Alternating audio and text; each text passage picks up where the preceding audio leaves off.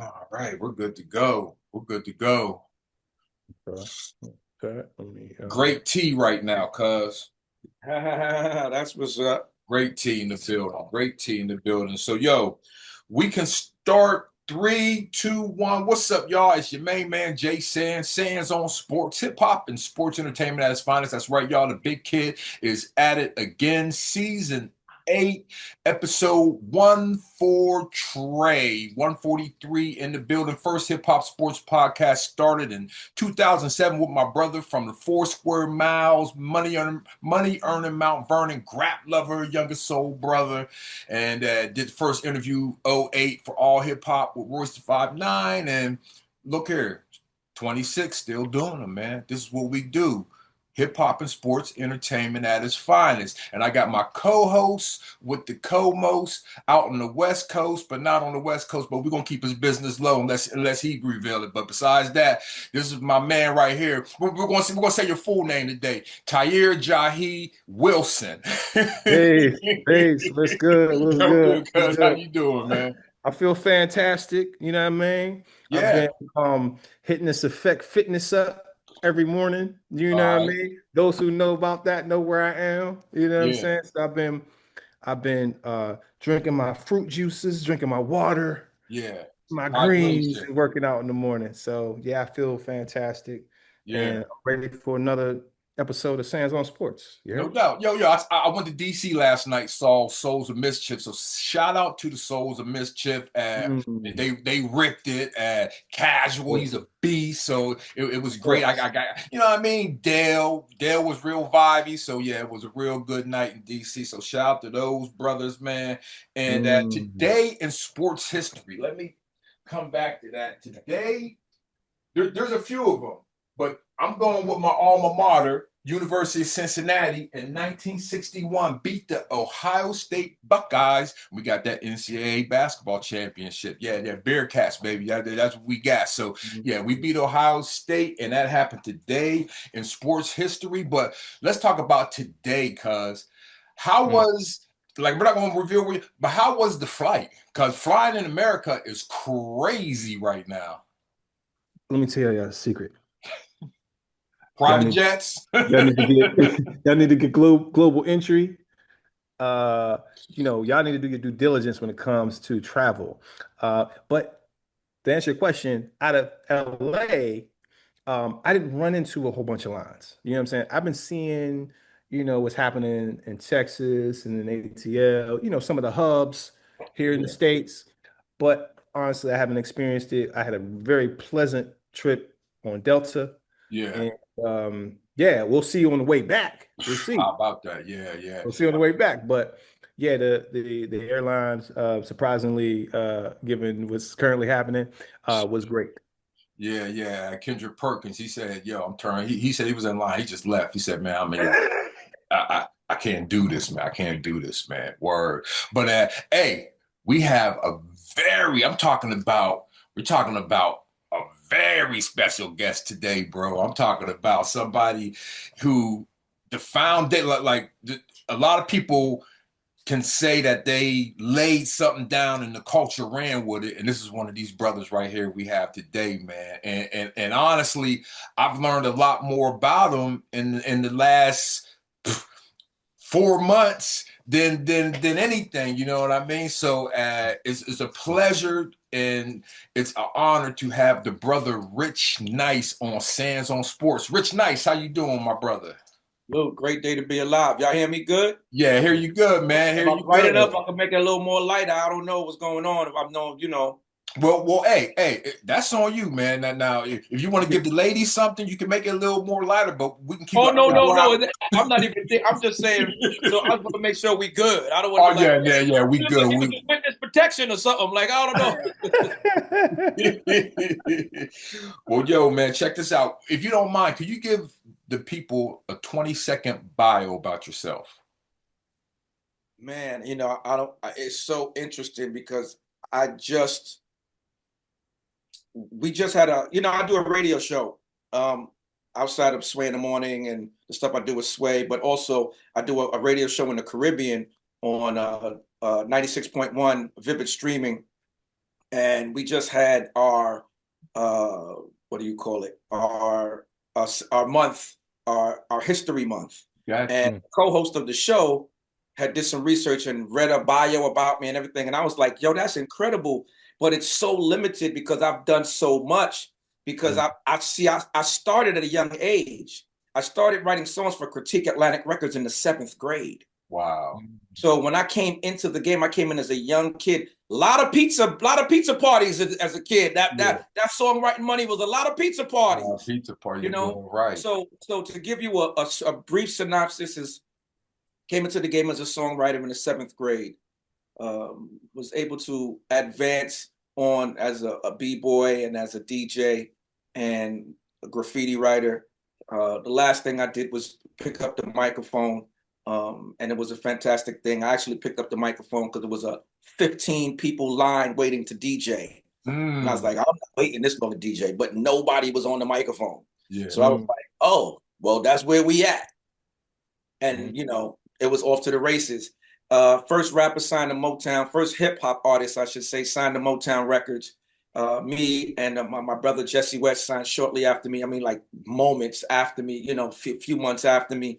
And we worked on a bunch of records together. Oddly enough, in the beginnings of what you would call the new age of hip hop, Jesse was able to help launch Bad Boy on the production side as their first producer. And I was able to help launch Trackmasters with Poke and Tone. And so from our lineage came these other things that was so dope. Shout to Poke and Tone, amazing producers. They don't get talked about enough. I was also, after being the first rapper signed to Motown, then I started a production company with them. Then I started doing A&R, Columbia Records. Fantastic artists over there. Nas A&R signed 50 Cent along with Trackmasters. We did a ton of records there, a ton of soundtracks. Then I moved on and did some stuff on Broadway with Stan Lathan and the group, the fantastic crew from Deaf Poets on Broadway.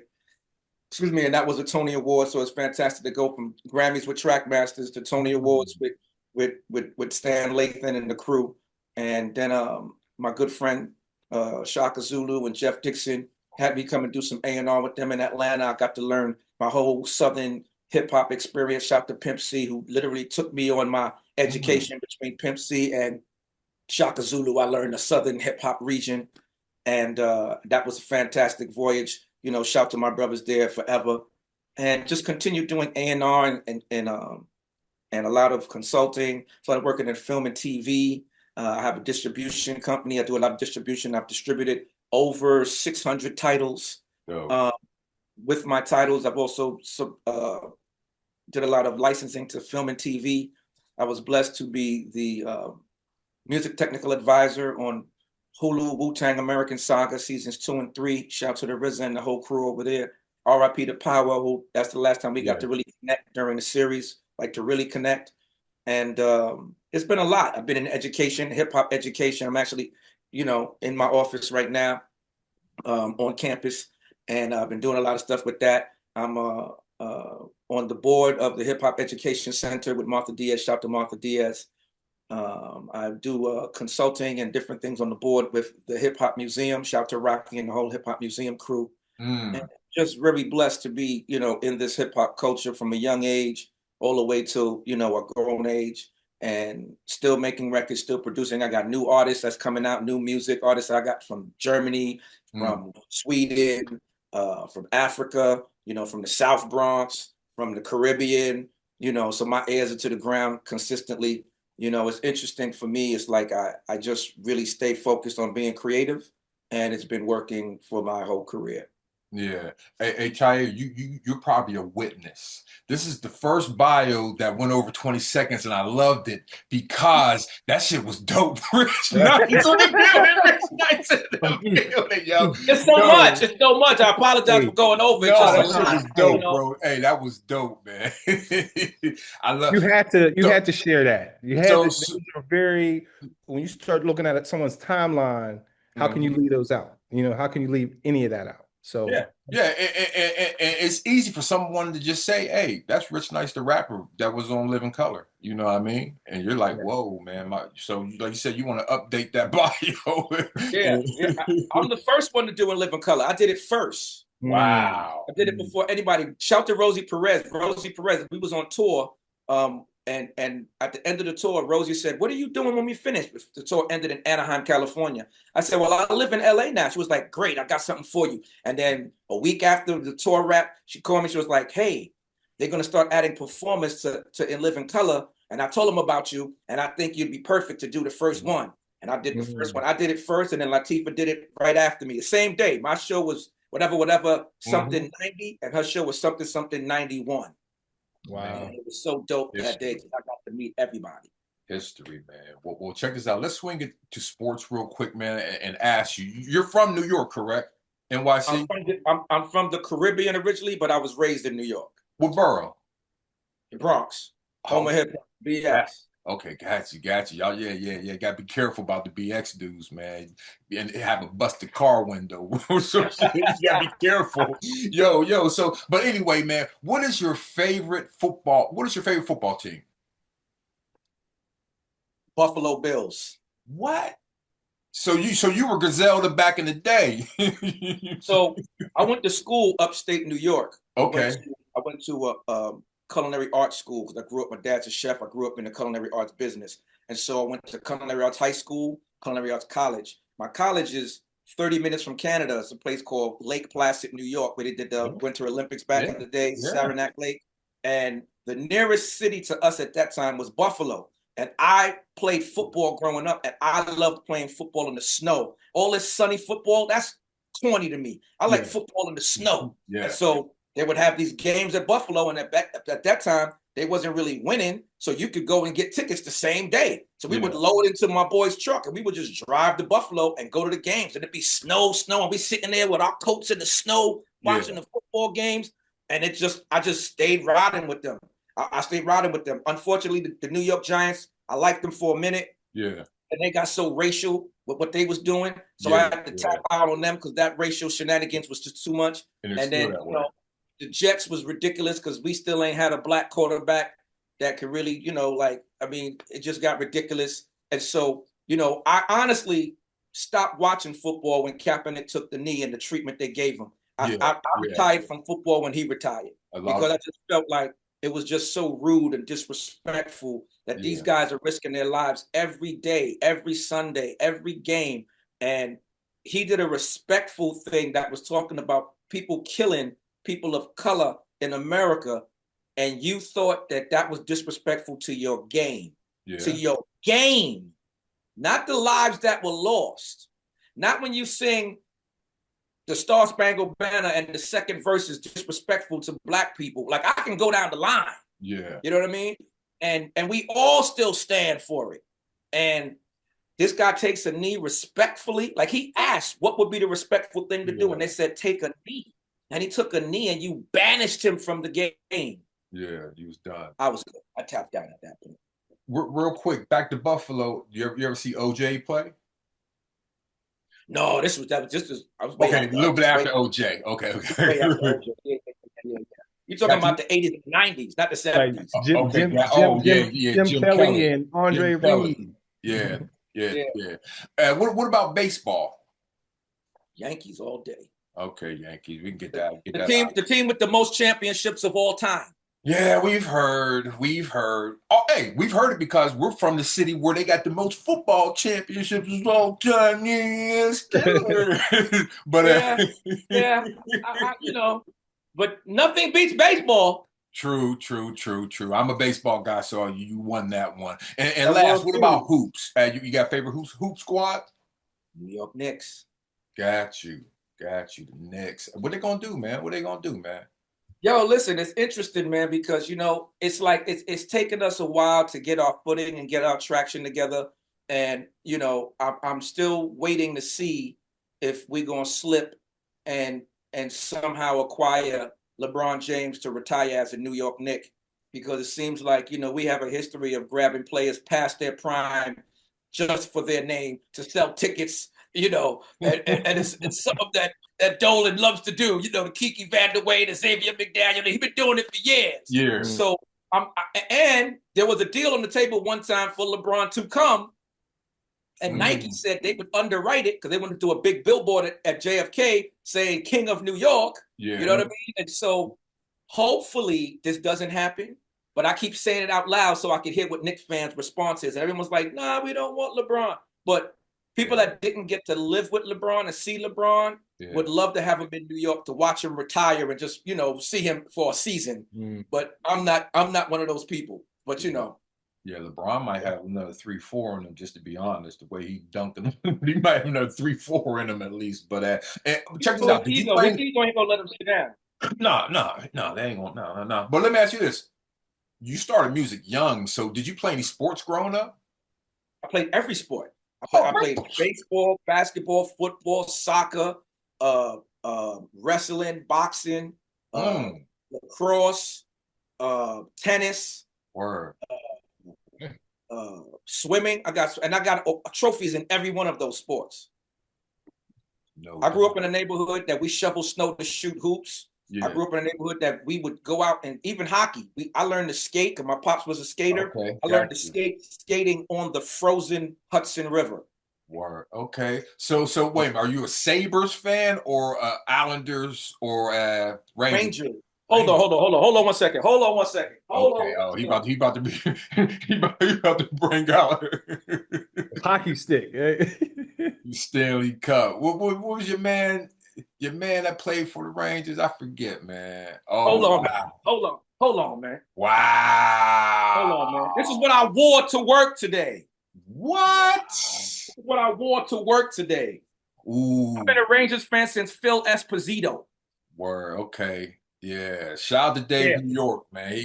Hey, do you remember he played for the Islanders with Mike Bossy?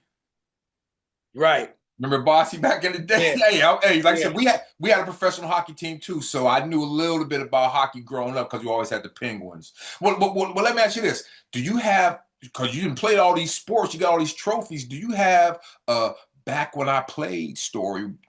Whether you was the winner or the loser, any type of story would work here.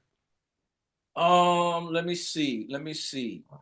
So I'm playing in JUCO, right? At the time, I'm playing junior college. What sport? Same one, Paul Smith. What sport are you playing in JUCO? Basketball. I'm a basketball. Yeah, I got a full ride to go play basketball. Yeah. That's how I got my education, from basketball. That's where my name come from. My name don't come from music. My name come from basketball. They say, yo, Rich got a nice game. Okay. Rich got a nice game. Rich nice. And it stuck.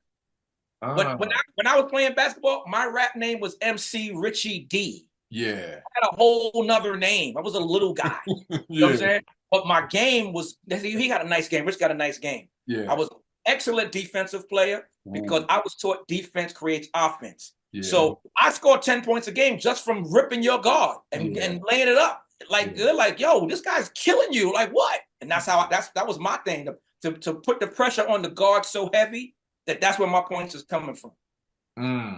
So we playing up at Paul Smith at Smitty's, and our coach is like, I got to get you guys ready. We're gonna play Potsdam State.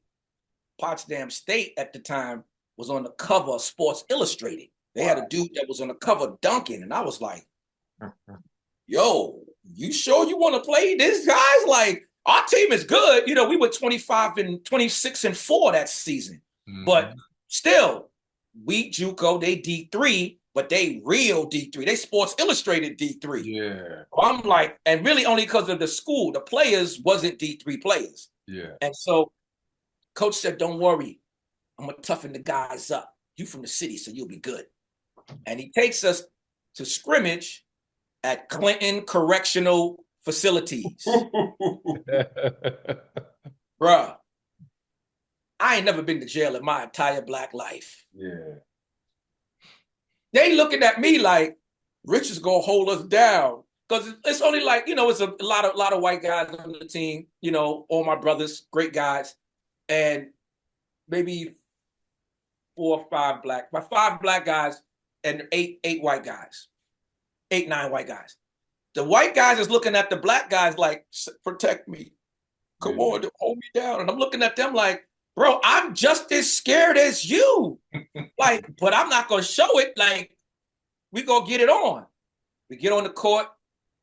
We start playing. Of course, they come with the jail ball, extra Yeah. up top. I've been in the day room all day, kind of movements. And so I told cats, I said, listen, the only way you avoid that is you play off of them. Don't play up on them. Because if they get to lean in you, them shoulders is solid. You're gonna catch a busted something. So make them shoot or go by you from where he's at. They wouldn't listen. But I'm playing my game. I'm stripping people. I'm getting hacked because I'm stripping them, but whatever. And first half, they beat us up so bad. I mean, dudes had bloody noses and everything. We went into the locker room. I started talking for the coach. I was like, yo, man, we don't play ball like this in the city.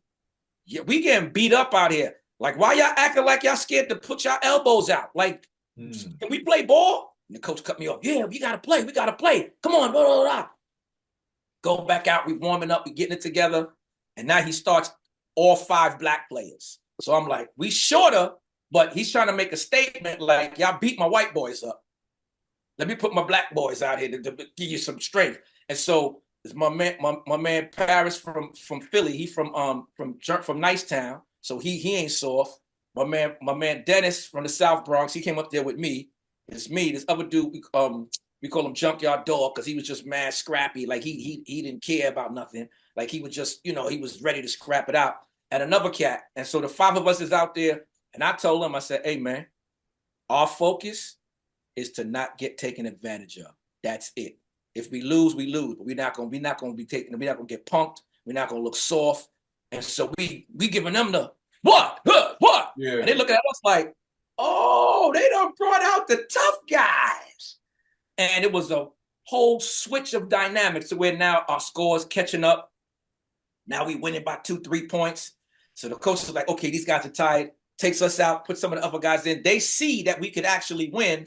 And it's like, okay, cool. And they start playing. Cats is hitting their shots. It's fantastic. Now, we still lost, but we lost respectably. Yeah. Lost by like 2-3 points. Wasn't crazy because they was blowing us out first half. Okay. And at the end, they all came and dapped us up and was like, yo, y'all got heart. Yo, y'all got heart. We thought we was going to punk y'all. Blah, blah, blah, blah, blah.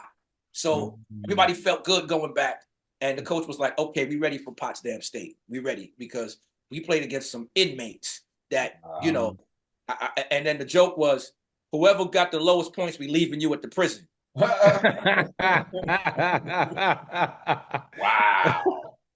Yeah, that was Pat Morandi. Pat Morandi was a dude from Hoosick Falls. And I had never met someone from Hoosick Falls before. And Pat Morandi had never met a black person in Rio. He only seen black people on TV. He had never met a black person in the flesh. Mm-hmm. Talk about culture shock.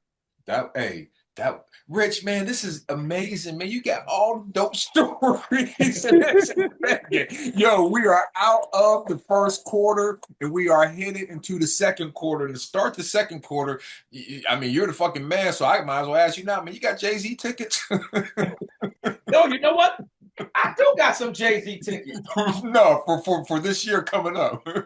Yankee Stadium. Oh, you mean for that, right? I thought you meant I have. I was gonna say I got some Jay-Z tickets back here. Yeah, You know what's so funny? I'm not gonna be in New York at that time, so I didn't even inquire. Okay. But I think Tone is going, and he called me and asked if I wanted to go. But I'm not gonna be here. I'm gonna be out of town. Yeah. So, but Trackmasters will be in the building. We produced some cool records for Jay-Z. That's dope, man. I salute Jay-Z, man, for what he's doing this summer. And again, he's over 50, mid 50s, just doing this thing, man. He's an artiste, you know what I'm saying? Like he's a real artist. I'm just happy he's outside. I'm happy he's back outside. Yeah. He none of the arrows that they threw at him and the daggers they threw at him tarnish his armor. Because the one thing that happens with us, as soon as we get to a certain space, they want to throw daggers at your armor. Yeah. I mean, discredit your name and it's crazy. And I feel bad that his kids had to witness that because, you're a grown man and you lived stand up your whole life. And then you got kids, you got daughters and they start throwing daggers at you. I felt so bad for him. I was like, yo, that's not cool. So I'm glad he's past that. I'm glad he's back outside and doing what he do. Yeah, yeah. he mentioned that he's going on offense I this was year. about to say that. Yeah, Yeah. he's got. That's a good thing. I hope you listen. People forget Jay's a ball player. He played ball. Yeah, he need to throw me Mm. the rock. Jay a basketball player. He played basketball. So it's like Yeah, if he said he on offense, yeah. watch out. Watch out. Yeah, Mm. he got the Roots picnic too. But yo, they kind of mad at him because he said that battling in rap these days is like it's not the move. It's bad. It's hurting the culture. These rap battles. Do you feel the same? Let me say this. I don't know if I feel exactly the same, but I understand where he's coming from because here's the thing. When Cold Crush, RIP JDL, by the Yeah, way, Jeb, yeah, when Cold Crush battled Fantastic Five, after the battle, they hung out together. yeah, You see what I'm saying? So the battle wasn't to harm you or to defame you or to discredit you or to hurt you. The battle was to see who was like a basketball game. When we yeah, play after the game, we dap up. Yo, good game. Yo, that was a good one. yeah, Same thing. But now, when people talk about battling, especially with MCing or rapping, because most of them not even MCing, they rapping. Now it's I gotta find out the dirt about you. I gotta find out everything that's horrible about you and your family and your kids and everything and your mama and all of this stuff, and then say it all in a public forum to discredit you. yeah, But that don't mean you rap better than me. yeah, That just means you a librarian. You know how to yeah, do some research. yeah. You Get might the have paid somebody a couple dollars to get some information. That's cool and all, but that don't mean you are better. That don't mean when we get on that stage with them two turntables and that microphone that you good. I'm not even personally, I'm not even a fan of the acapella battle. Oh yeah. Thank. I hate it. Look, it's like opera to me. It's like brother. It's like you just. I hate it, Rich. I don't give a fuck, man. I got dudes that I love that are in battle rap, but to have no you're taking the rhythm out of it, like the rhyme on the drum, and still say you're battle rap. Y'all just doing Shakespeare. Y'all just doing church. You sound like the Reverend up there. You just saying your rhyme and then repeating it back for the choir and It's Hamilton. Hamilton. It's Hamilton. That's what it is. It's Hamilton. No disrespect to Hamilton, Yeah, but it's Hamilton. It ain't hip hop. It's a yeah, different thing. And I yeah, respect the battle rappers. I love them more. I started as a battle rapper. I yeah, started as a battle rapper all through the Bronx, battling neighborhood to neighborhood, this and this and this and that, and all of that. I've been in battles where, yo, if you lose, they're going to jump you. yeah, So you had to win. yeah, So you didn't get jumped so you could leave. yeah, I get it. But where we are now, it's becoming dangerous. It's yeah, becoming dangerous. And hip hop was never to be dangerous. yeah. Peace, love, unity, peace, unity, love, and having fun. There's Having no fun. danger in that sentence. Yeah, Mm. yeah, yeah. So I gotta go. I gotta. Where did he say that? Where did Jay say that at? And he had an interview. I want to say it was with GQ or the New York Times or something like that. What was it? Cause Gotta go see that interview. Yeah, I mean, I understand the sentiments because yeah, yo, it's difficult. It's difficult these days because cats is pushing it, and you can't say it's evolved to that because yeah, it should never. I mean, think about it. Let's keep it a buck. Tupac and Biggie supposed to be alive, both of them. yeah. They should have seen the Kendrick battle. Words are the reason why they're not alive anymore. Yeah, Well, I got to push back a little bit because there's one variable that we're not talking about, and that's people who actually create the campaigns for these battles, right? You think what happened with Essence and the East Coast, West Coast, it was sensationalized. So you had people that was making money, actually creating the environment. You know what I'm Right, saying?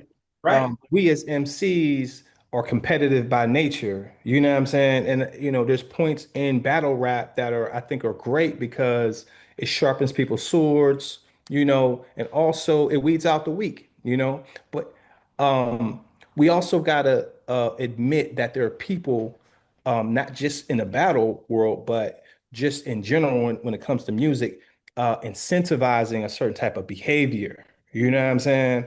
Yeah, So yeah, I think absolutely. that needs to be mention when we start talking about two folks getting at each other, because a lot of times a lot of this stuff be misunderstanding. You know what I mean? That's why I Especially. say it's the words. It's the Mhm. words, because what will happen is, just like you said, so an outside entity will take your words, highlight them on a piece of paper out of context, and use your words against another person.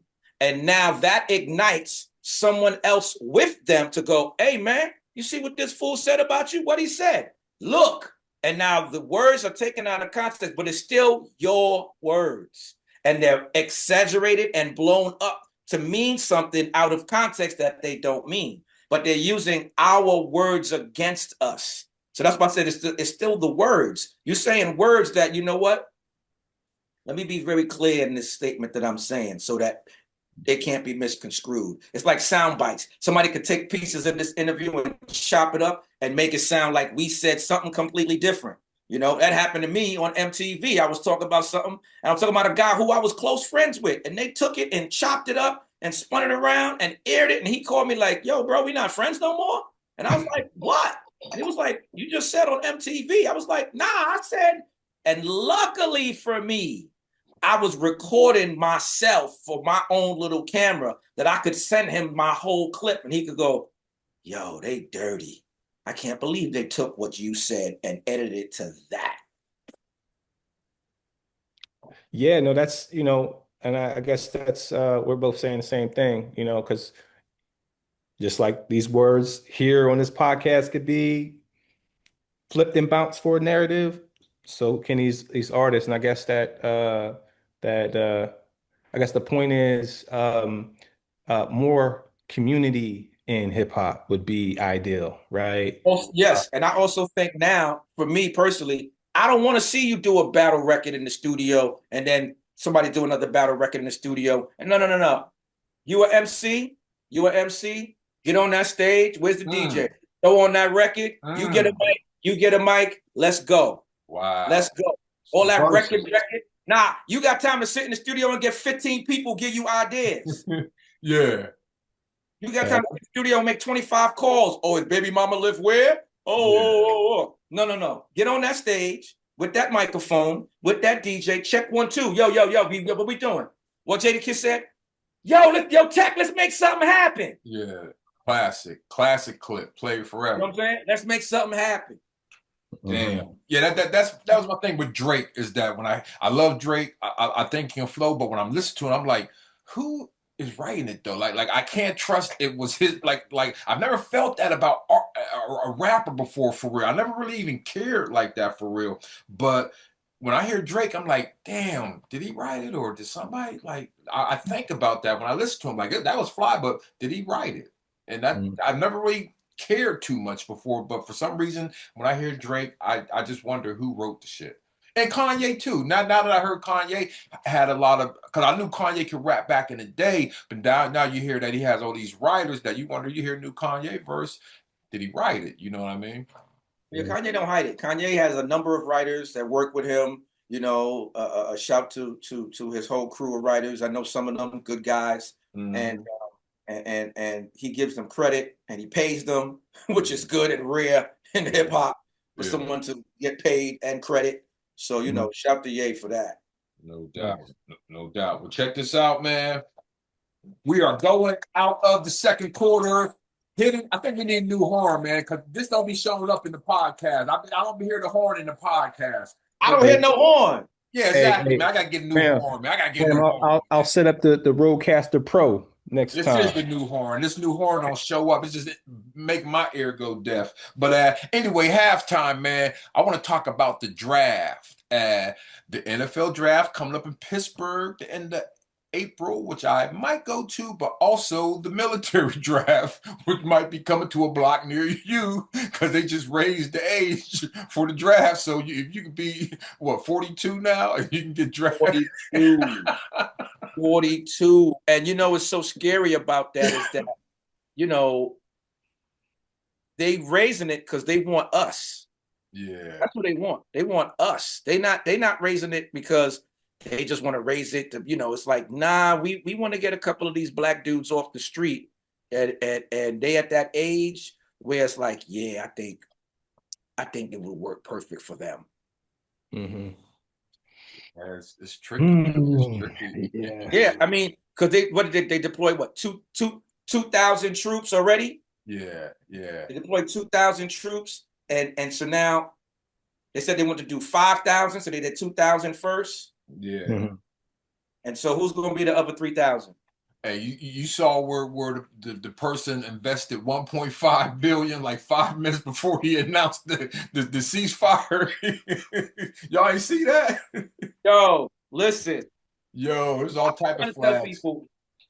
I've been trying to tell people, you got to watch this guy because he's giving away financial secrets every time he talks. You might not like him. You might think he's a whatever. I'm not going. You might think, but he's giving it away. He's giving away free money and free game. I don't think he can even help it. He can't help himself. He says it, and you're like, did he just say what I think he said? Let me go on Robinhood real quick and just get it.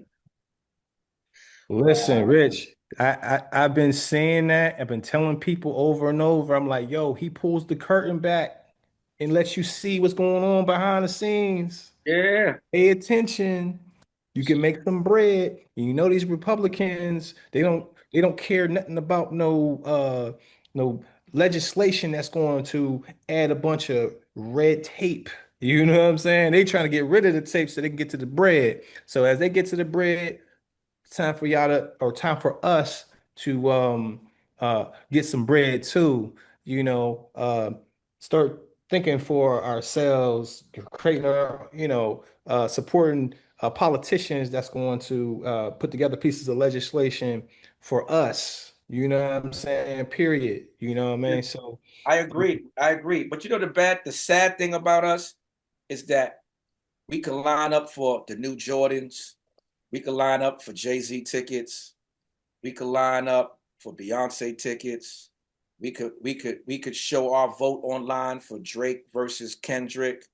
We could get online for the BET Best Rapper Award and all of that. We got numbers. Put something up that's going to talk about some financial freedom and some financial support of us pooling money together. Numbers ain't going to be the same. Have pen out flyers saying, hey, we all going to get together this day because this is the way we're going to put this money for this business so we can invest and buy these properties in the hood so that our money could stay in our hoods longer as opposed to leaving, 6 hours after we spend it. We're not showing up for that. And that's the craziest part. Like even now, you got people saying, hey, well, what are we going to do? And you got, the online consensus is, oh, that's y'all war, or that's y'all America, or we ain't thinking about that, or we over here, we minding our business. And it's like, what do you mean you minding your business? Like it's crazy outside right now. And we can't mind our business. We have to be very present in our next steps of what we're going to do, because when they start cutting those programs and there is no SNAP or there is no Pell or there is no grants for school and food and health care, what's going to happen then? That's when the purge is going to be a real purge. Mm-hmm. It's already a blitz. Keep it 100, man. Yeah, Well, protect your neck. There are tools. Pay attention to the crypto. There's a lot of narratives in crypto where you can invest, $5, $10 in platforms like Pocket Network, Cosmos, Ethereum, Bitcoin. This whole financial institution is being ripped apart at its seams and put together on the rails of crypto. So, if there's any time in history that we as people could put some bread in and stand on something, it's now. And so may brothers like us continue to reach one, teach one, and we'll see where we go from here. Absolutely. Yeah. Invest in gold. Yeah, man. Because it's gonna be something else, brother. It's gonna be something else. It's something else now. Yeah. Oh yeah. True. I already in something else. And I'm expecting it to get worse, Rich. That's about it. Is that I'm expecting it to get 10 times worse. I feel like this is just the intro to the horror movie. Honestly, we haven't seen anything yet, honestly. So I agree because your man said, "Oh, I'm having great talks with Iran." And Iran said, "We ain't spoke to that dude. We had no conversation with him. What are you talking about?" And it was deployed to keep the stock and the prices from going crazy. Yeah, You know what I'm saying? So now it's trickery at its finest. all you gotta do is go to. I just put gas in my car. I don't even know what gas costs. I know what gas costs now. I'm looking at that motherfucker like, oh, for real? Damn. Wow. So I think that's a good metric. Pay attention to gas prices and you'll see how well things are going in the world. That's going to be a good barometer at these gas prices because they're skyrocketing, and I don't think they're coming down in a long. This is going to be the summer of staying home. Word, summer of staying home. Well, Go yo, get yourself we are out of halftime, a scooter. and we are going in the third quarter. We're going to take it to the music side. We're going to talk about Motown, boy, one of the most famous label. I mean, for black people, Motown. And my brother Rich was signed to him. Man, so what was it like being on Motown, man? I mean, I know all the old heads in your family was happy. Oh, you were the You know what's so funny? Temptations. When I signed to Motown, I had 3 other deals on the table, Gotcha. and they were all rap labels, and everybody wanted to do this deal, and I thought it was dope. But when Motown came about, I'm a Jackson 5 kid, you know what I mean? So I was like, Motown? And then they came with the right paper, and I did my last lap, and I went around to see all the labels, and I said, hey, Motown gave me an offer, thinking about that. And the one guy said, Rich Nice, they're not a rap label. What can they do that I can't do? Yeah. And I said, well, money. Yeah. And he was like, I understand that.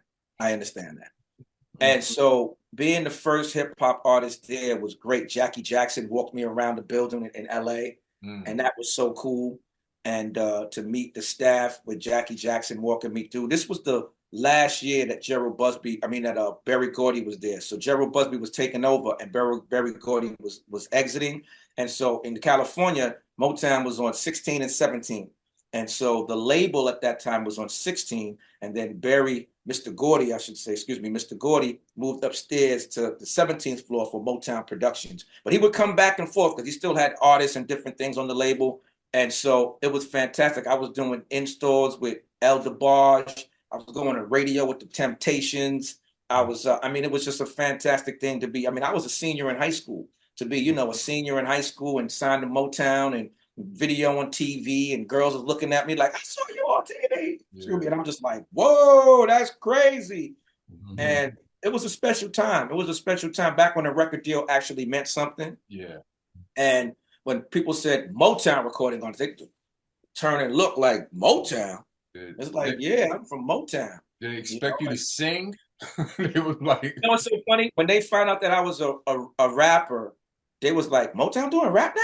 Yeah. And it was interesting. I thought I'm the first one, and it was interesting. And so I had to carry myself with a certain level of decorum, just because, I'm representing a legacy brand. Yeah.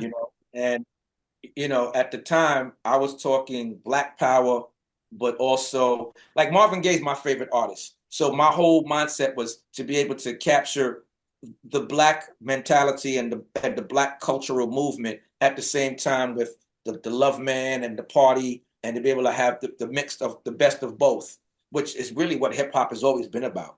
Yeah. And it was difficult just because they really didn't understand hip hop. So I had to literally teach them hip hop. Yeah. Yeah. And you were signed with our cousin Tahir. He was signed with our cousin back in the day. Yeah. And what do you remember about Shanice back then? Shanice was funny because Shanice used to make the label think she was like, oh, yeah. And I was like, Shawty. And she was like, what? And I was like, don't want me. She'd go, okay, what? And I would laugh because she had like these 2 voices, you know what I mean? And the one voice was like for the, oh, yeah. And I respected that because that was the music business at the time. You know, but then when I would see her outside with her grandmother and we like gonna go eat or something, and she talking to her grandmother regular, and I'm just like, that ain't the voice you give Motown. And she like, oh, her grandmother loved me. She was like, oh, baby. She would give me little advice, little things to watch out for, because I was managing myself at that time. I was out in LA doing my thizzle by my dizzle. You know what I'm saying? It was just like, yo, how you get here? Like, I flew. They're like, who's your manager? I was like, me. They're like, who's your producer? I said, me. They're like, huh? Like, it just, they couldn't understand. Me, Jesse West, and Commissioner Gordon was the production company to the Left Productions to Motown. So I signed myself to the production company, and then we signed the production company to Motown. And the three of us owners of the production company. So at a young age, though, we youngsters soaking up the game. So I think that's what they enjoyed most about us, is that we really was about the business and learning at the same time and pushing the culture forward. That's dope. That's dope. And then you put out your first album, man. What was that like? To be honest with you, it was a little disastrous because I signed to Motown in '88. Okay. And you know, I was talking that black talk, and I didn't realize till later that was going to get me in a little bit of issue at that time. And so I was talking current events. I was talking about Oliver North and how drugs got into the community, and I was talking about that, and they was like, And so conveniently, I had a sample issue. Conveniently, so it pushed my album back, but it gave me a chance to pull back some songs that was a little too powerful, replace with some other songs that just made a little more sense. I grabbed my man Jeff Red and did a remake of Outstanding with him. And so what we did was we put Jesse's album out first, because Jesse's record was ready and Jesse didn't have any samples, and I had samples. And as fate would have it, I got to see what they would do with a rap record. Even though I signed first, Jesse's record was released first. When I say they fumbled this man's amazing piece of work, that I wanted to fight. I was just like, nah, his album is too dope for y'all to fumble the way they fumbled it. But again, it was like we gave a baby a hamburger. They didn't get it. They didn't understand it. And he was talking that blackness. And, you know, it just happened to be the era of, we don't understand that, you know, and you got to give us something we can digest. And so I watched what happened, and I said, okay, I'm gonna go grab Omar Chandler. We're gonna do a house record, because Timmy Regisford was my A&R. He signed us, and so shout to Timmy Regisford, and forever love that guy. And so he was a big house DJ. So it was like, okay, with Timmy Regisford as a big house DJ, perfect. Let me do a house record that I know he could play. I know it's an R&B label. Let me do an R&B song with Jeff Red that I know that they could work, you know. And thankfully I did it, because then the radio people, you know, Charles Matthews, my industry godfather, took my song to Frankie Crocker. Frankie Crocker put it right on, played it. This is so nice. We got to play it twice. He played my song back to back. And at that time, everybody in the country followed what Frankie did. So once he played my song back to back, boom, my joint took off. We start getting spins. I'm going on tour. I'm moving around. I'm like, thank you, Frankie Crocker. That's dope. No doubt. And correct me if I'm wrong, but y'all brothers were kind of like the originators of the New Jack Swing. Am I fair to say that? You have to hit me upside the head. This is the originator of the New Jack Swing. Okay, got you. Eddie Riley. Now, I will say this. We all did swing records, and we had some dope remixes. Man, commissioned a bunch of dope swing remixes for some of his groups today and different people. But I could never go on record and say that we helped add on to it as after Teddy kind of. Oh, so y'all, wait a minute. So please correct my timeline. Cause I know Titty did the show and all that stuff, but that came out before you came out? So Teddy, the first Guy album comes out in '88. Okay, got you. And I'm there. I hear it all. I'm at the shows and everything. But I wanted to, my thing was, I was blacker than black. So my thing was, I gotta have a little bit of the swing, but I still gotta have this Black Power hip hop Bronx head nod. Teddy from Harlem, so Teddy's like, you know, we gotta have that swing. So it's cool. But my A&R, Timmy, was also in charge of a bunch of the stuff that Guy was doing, and so you know, it's an interesting. Man, I shouldn't even tell this story. I'm gonna get in trouble for telling this story.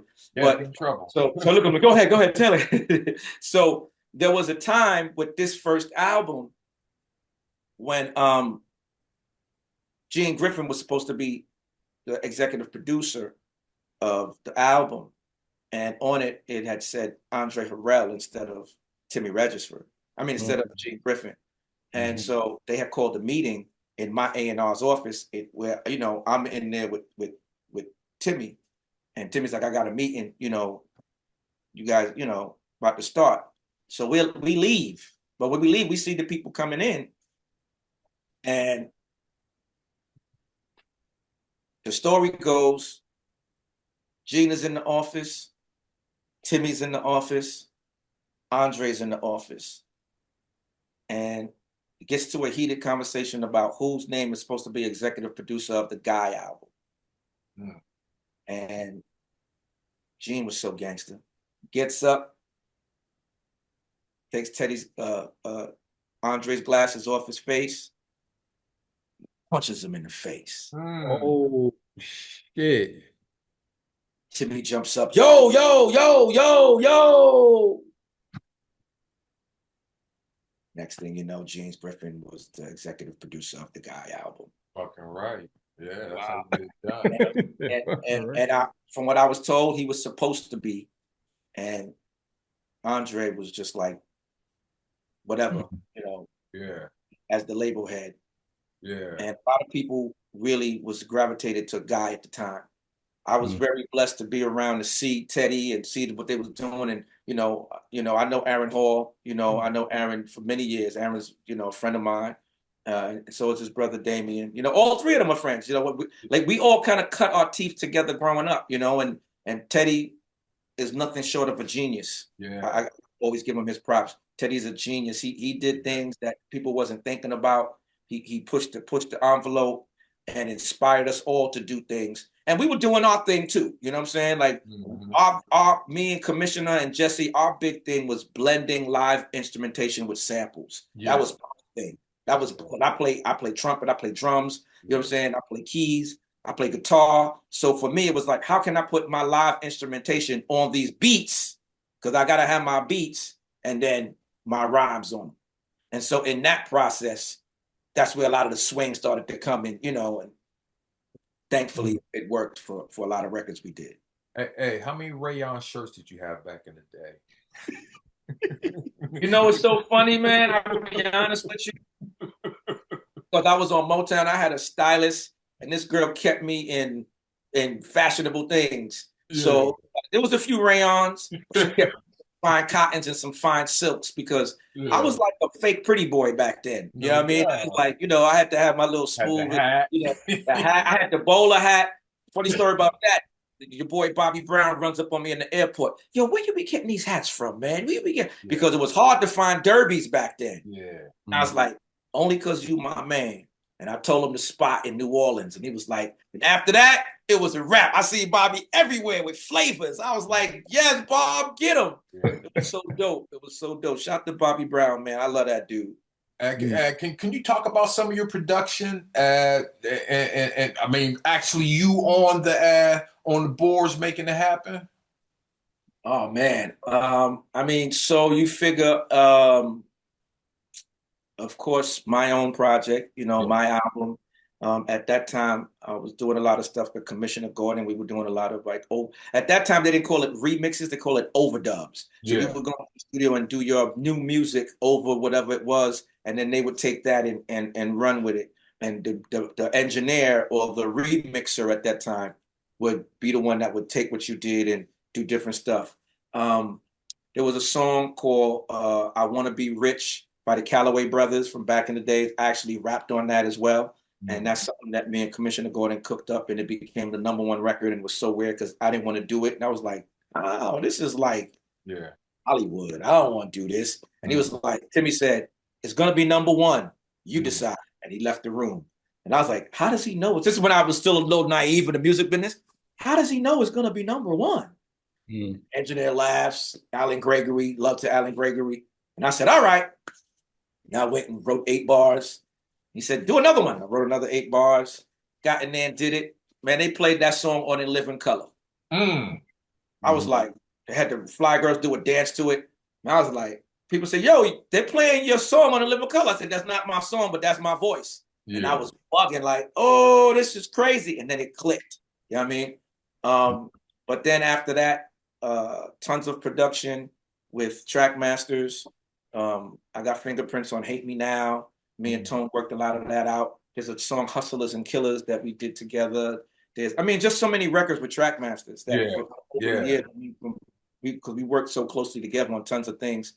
That K-Jean song On the Ocean, that's a Rich Nice production. Me and my boy David Anthony, we did that. We had to actually sue that guy because he stole a song, and I had to sit my attorneys on him to get it right, which is so crazy that you would steal my song, but whatever. Yeah, man, I got my fingerprints on a lot of cool songs, a lot of cool records that we've been able to do over the years. I'm a great collaborator. There was a time in my life where I was unhoused, and I was on the couch tour. I was on the sofa tour. Yeah. I was on the sofa tour. I would pull up at studios and just work on records for cash. Yeah. And to this day, people be like, "Yo, you played on that?" And I'm like, "Huh?" They're like, "Yeah, did you play the bass line?" I go, "Oh, that is me playing bass. Oh, that's crazy." Yeah. They say, "Yo, you did the drums on that?" Yeah. He's like, "Yeah." I'm like, "Oh, I did do the drums on that." Like, because at that time I was just hustling. You know what I mean? And so I got a nice amount of records that I'm actually gathering all the titles now because they got a new there's a new law that I can go back and register me as a musician on these songs and be compensated and stuff like that. And so, you know, I'm in the process of doing that now. As an A&R, a ton of projects. A&R So For Real, A&R Allure, A&R Best of Both Worlds with R. Kelly and Jay-Z. Can I still say R. Kelly these days? People act like he's a dirty word, but with the president, I don't think he's such a word. The president is the bar on Sands on Sports. So that's the bar of decency. So you can do whatever you want on this motherfucker. You know what I mean? You know,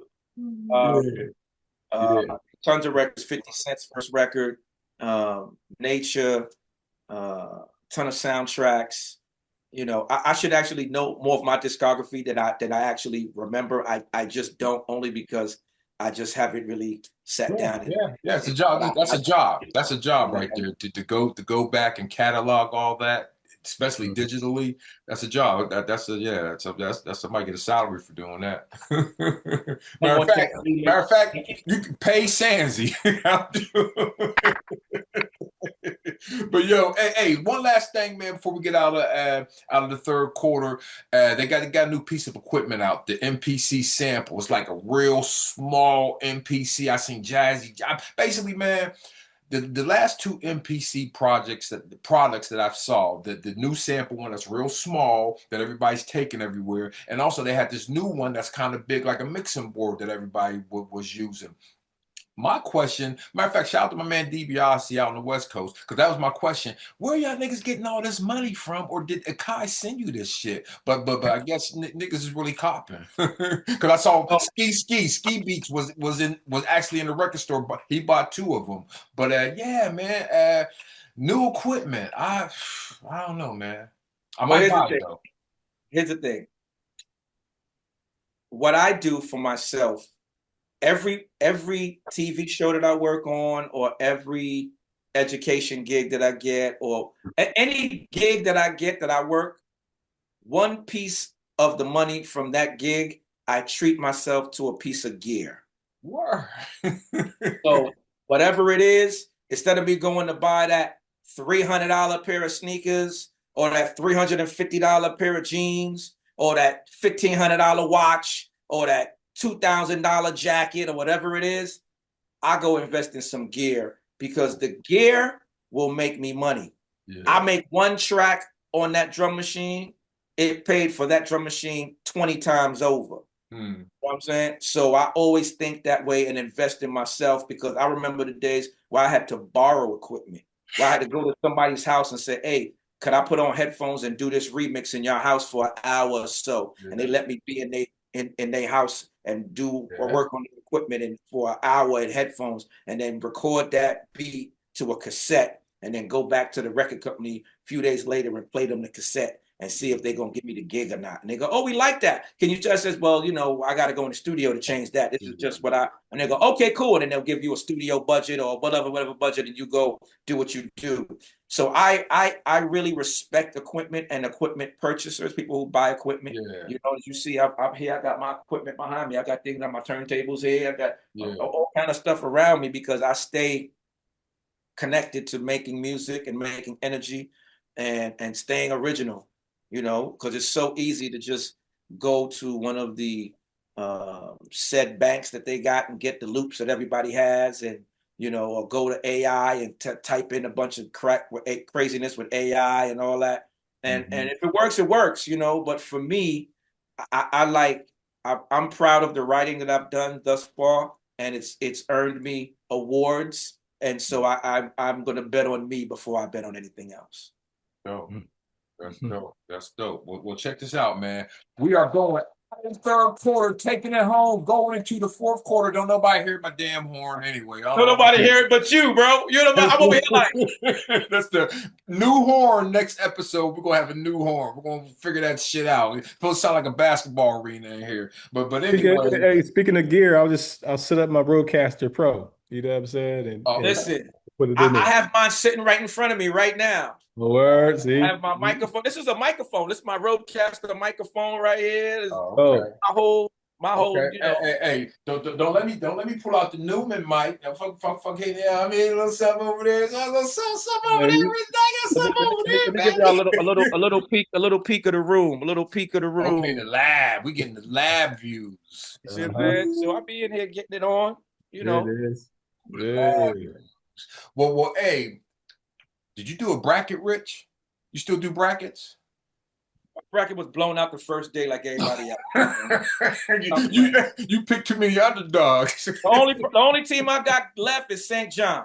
Okay, yeah, Rick Pitino, Freaky Ricky. I'm a St. John fanatic. You see, I got Cool Herc in the background. Yeah, peace to Cool Herc, no doubt, legend. Well, last Sands on Sports, I made a comment that the team, the big conference teams weren't going to win because they had a lot of young boys, and I thought the schools that didn't. Basically, I was spitting some bullshit because that's not true. Basically, this is a capitalistic tournament, and the teams who got the NIL money are the ones who are winning. So I said on the podcast, I said I got UNC like a dumbass, but when I actually did my bracket on ESPN, which we can verify, I picked Duke and Michigan, with Duke beat Michigan, and so I'm looking pretty good. My bracket looking so funny. I picked St. John and Michigan. Okay, got you. Michigan's tall, man. Yeah, Michigan's tall, man, and I did a women's bracket, but I haven't paid attention to it. I'm gonna get in trouble for that. But anyway, cuz how you looking? You're on mute. My bad. Bracket broke very early, second round. But I did pick Michigan State to win it all. Oh, okay, got you. So I guess when St. John wins, we'll have another conversation. What do you think about that NIL, Rich? I love it. I have young nieces and nephews that are in sports, and I feel like, you know, as a person who played college sports, I feel like if you're going to sell tickets, if you're going to be, you know, selling hot dogs and popcorn and sodas, and alumni is going to be donating money, and all these things are going to be happening on this campus. And part of your campus recruitment is we have a great so-and-so team or a great such and such team and a great program here. And the football teams are going to go crazy, and the baseball teams and the basketball, all of these great sports, the swimming and all of this. Give these kids something, man. because it makes the difference in so many people's lives that now they don't have to say, hey, kid, if you throw this game, I'll give you a couple dollars. Hey, kid, if you catch a Charlie horse, I'll give you a couple dollars. You know, and not that that's popular, but it eliminates that option. You know, it eliminates that option. I don't need to bet on games. I don't need to think about those kind of things because I'm making my money. I'm making my money legitimately. And it shows that the school respects the athletes and it respects them because college kid could be, you know, you could be a great college player. And after that, it's a wrap for you. You're going into the workforce. But if you was a great 4-year player and made a lot of money, now when you approach the workforce, you're approaching it a little bit differently. You might not graduate owing $350,000. Yeah. Yeah, and they trying to shut it down at Nick Saban and a lot of them dudes. They fighting to try to shut it down or regulate it, or they're not regulating the coaches. Listen, it ain't no fun when they ain't getting none, and that's the problem. Yeah, and they already got it all. Like nigga, you done already robbed the bank. We just coming back for the change on the floor. Exactly. Instead of getting, you know, treated like a criminal for getting money for food or getting like a, you know, a watch or a jacket or some clothes, you know what I'm saying? Get treated like a straight out criminal. Meanwhile, they're making out with the bags of money out the back door. So I love what's happening as well. That's why I went to the smallest thing. Imagine what the concession stands make every game. Just concession. Yeah. Just the concession stand. They are making so much money. It is a business for them. Just the concessions alone. But you only selling concessions because I'm playing basketball today, or football today, or swimming today. If I wasn't doing that, the concession stand would be closed. I can't get no money. Yeah. Maybe can't have no Christmas. Yeah. Man, hey, like the Fab Five should have got paid. Oh my gosh. They should have got paid. UNLV, Larry Johnson, Duke. Matter of fact, forget that. Christian Laettner should have got paid. You know what I mean? Like a lot of people should have got paid. So now that the athletes are getting paid, I'm all for it, man. Earl Washington should have got paid. Yeah. Lou Alcindor should have got paid. You know what I'm saying? Yeah. Hey, one last thing. How do you guys feel about a coach yelling at you? Brenda Freeze from Maryland. You know, it got a lot of attention because it was a white woman yelling at a young black player, but really she was yelling words of encouragement, like, "Yo, you can do this. You're the shit. Come on, what the fuck going? How a coach supposed to talk to you? You know what I mean? Like honestly, sometimes a coach will run into you a lot harder than that. You know, tear you down. But it wasn't any tearing down. But I just think the optic of a white woman yelling at a young black college player, and then a lot of people didn't play ball. A lot of people don't know about that environment of the locker room and in the court or the field where it gets intense. And I don't know, man. Did you think she went overboard, or do you think that was something that was, hey, man, that's sports? No, I don't think she went overboard. I think the other thing too is, you know, we've seen the overboard. We've seen Latrell Sprewell choke out a coach for going too far. And then other players say he always go too far. That coach always go too far. Yeah. We get that. But as a young athlete, sometimes your head could be in Piscataway, New Jersey. You're not focused on what you're supposed to be focused on, or you're thinking about other things. And sometimes you need a coach to get, hey, need you back. And snap you back into it. And sometimes that's the only way. You know, unfortunately, this country is so based on white and black. It's terrible. You know, when I tell people this a lot of times, and people get mad at me when I say this, you know, I've had more white people look out for me in the music business than I've had black people look out for me in the music business. How about that? You know what I'm saying? Real talk. You know, and it's not something that I go around bragging about or whatever, but it is what it is. Yeah. Tommy Mottola took care of me. Yeah. Well, let me ask you, would you say that because there are more white people in the industry, so there are more whites that can lend a hand than a black person can lend a hand? Because No, a lot of niggas be fronting and can't push a button. this is true. But I say that to say, so there was a time before hip hop got popular with any white executive that it was with a black executive. Oh yeah. And the black executive said, that's not real music, and we're not doing that. And shoe flied it. And then a white executive heard it and said, hey, what is that? That's not so bad. Look, what else you got? Mm. Hey, you know what? Let's do a deal. This is the reason why black people do not own hip hop today. Yeah. It's because we shoe flied it ourselves. And so, unfortunately, we can be our own worst enemy, unfortunately.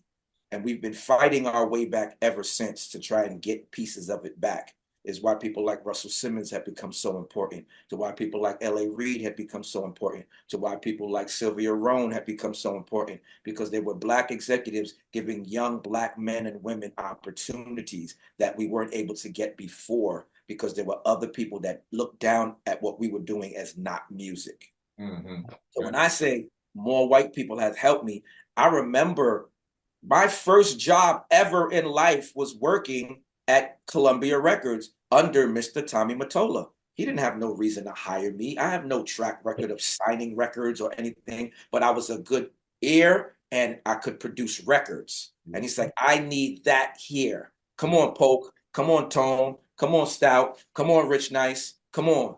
And hired us. Where people was like, why are you hiring these young black dudes? They don't know what they're doing. I had to go and learn the Columbia system. Yeah. I had to go learn it. I didn't know anything about expense accounts. I had a $150,000 expense account. I was 23 years old. Mm-hmm. My expense account was more than some people have made per year. Yeah, I was spent. I'm You see what I'm saying? So it was like I said, Mr. Mottola looked out for me. Yeah.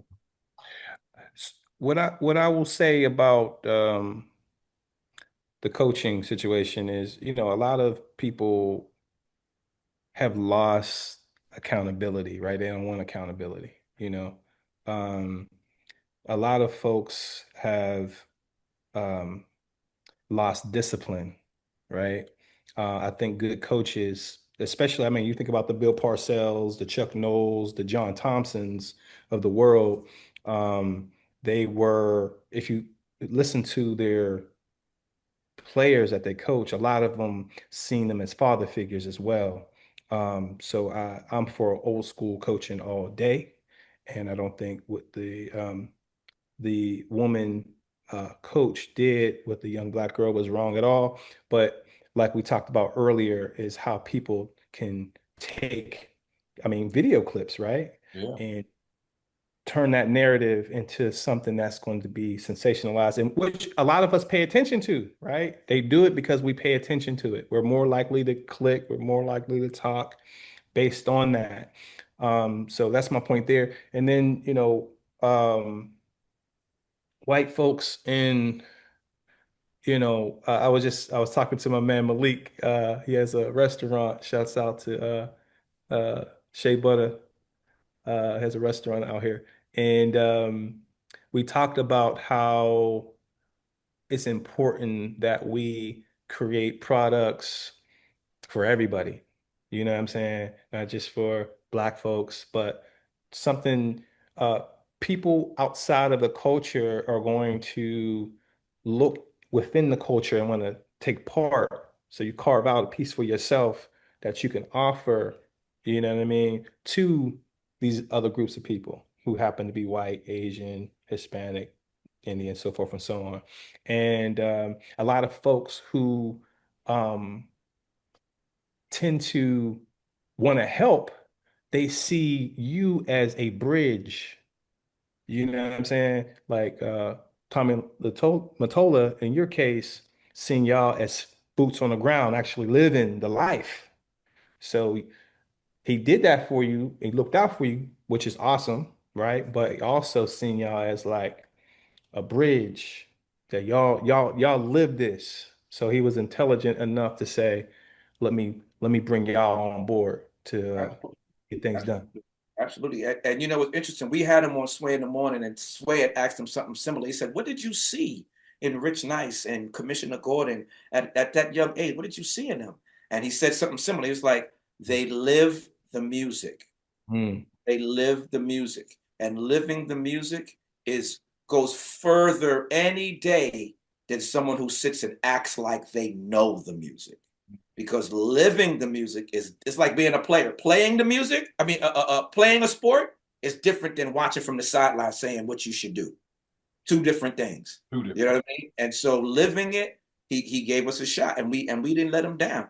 You know, we made that the years that we were there, Columbia Records made more money those years than any other time. Wow. That's a great statement. I mean, like I said, I remember that Nas on Columbia. You know what I mean? That was the shit. I remember the cassette tape, how it looked, and all the red Nas letter. Boy, it was the days. And hey, Rich, I'm gonna get you home. I'm gonna get you out of here. I'm gonna get you so you can go relax and chill. That was the end of the fourth quarter. Game over, my brother. You played a great game. Point guard ran the whole show. Nobody's hearing the damn sound. I don't know why I'm doing it. And yeah, you did great, man. You did great, man. And on the outro, I just like to say one thing. And you said it earlier, man. RIP to JDL from the Cold Crush. The L baby, the one that make One it that rock. rocks yourself well, baby. The move maker, the girl taker, woo, the heartbreaker. Yeah. I mean, That's honestly, you know, me being an MC, that's one of the MCs that I saw back when I saw Wild Style and all that stuff. Oh wow, he really does it like better than most of them, you know. So I always loved him, and it's crazy because it's like he didn't veer off and have some amazing solo career like Raekwon veered off from Wu-Tang, or you know, it didn't happen like that. So you kind of like guys from that era. I don't want to say disappeared because Cold Crush. I saw Cold Crush in the Bronx at Hip Hop 50, and they were rocking.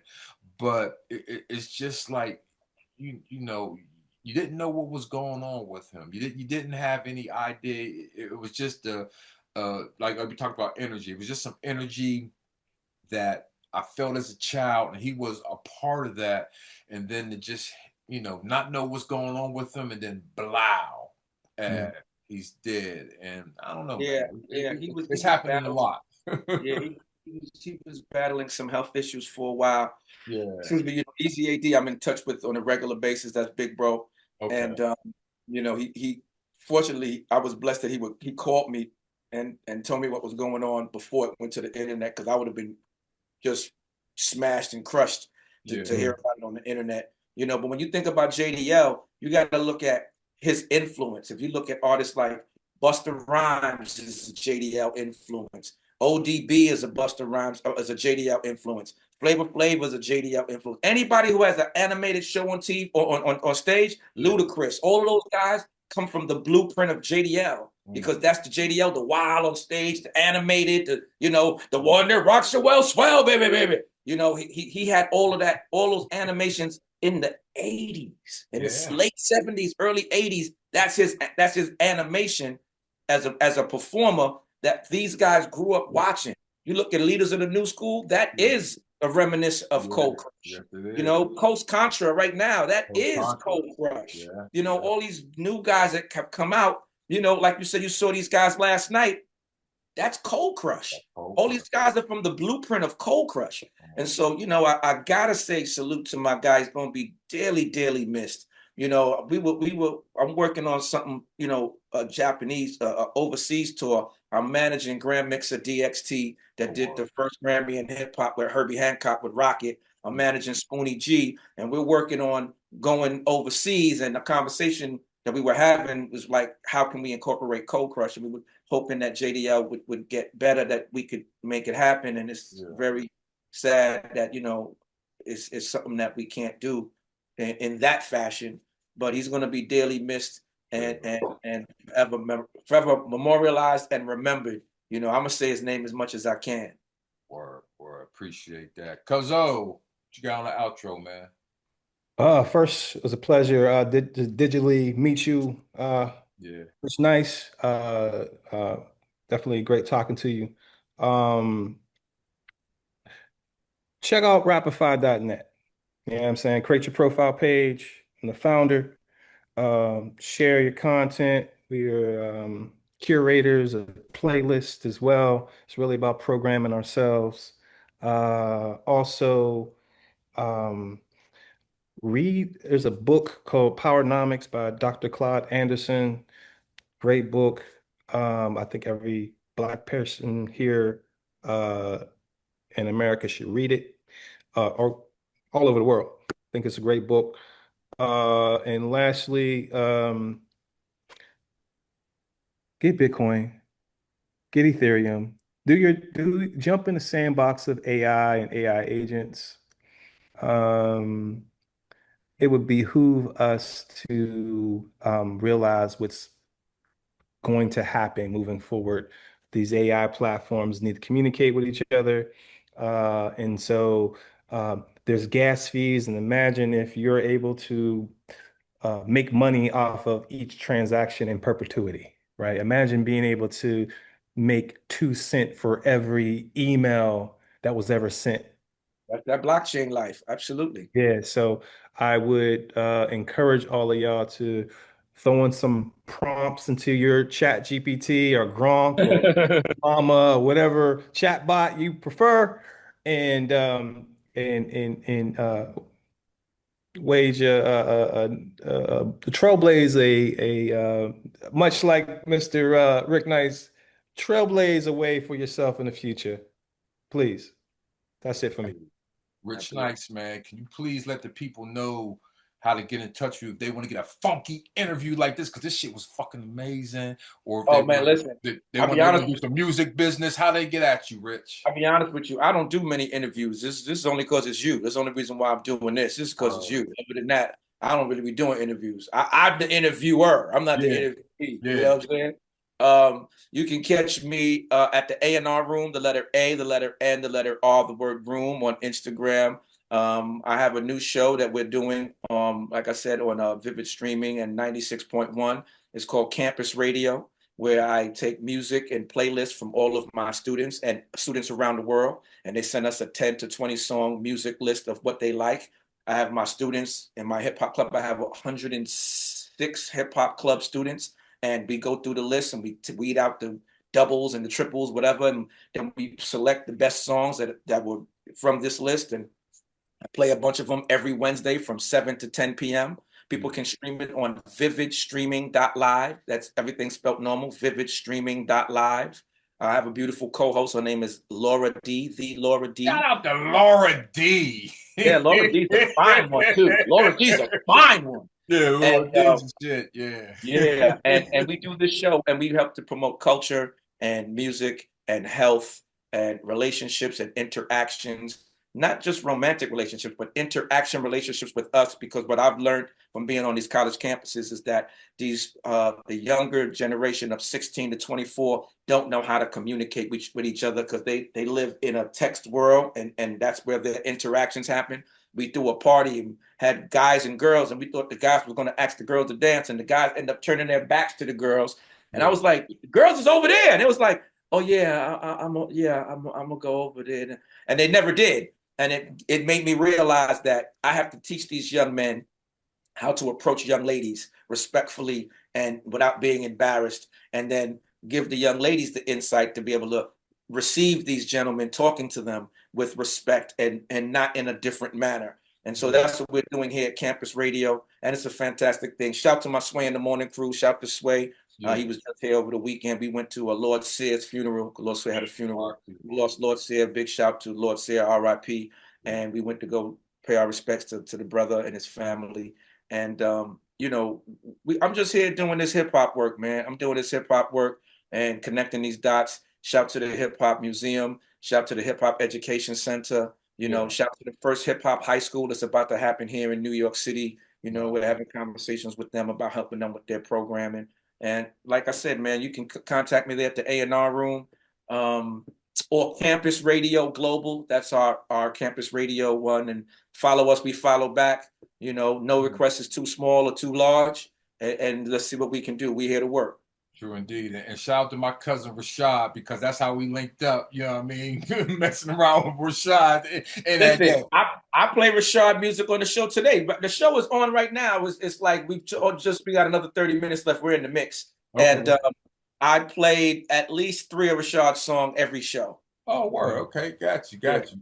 They were told it was gold. New album out on Fat Beats, so you can check it out. Yeah, definitely. Out to Super Mario and Elevate. Super Mario, come on, Sands on Sports. Super Mario, stop playing. Well, yo, check this out.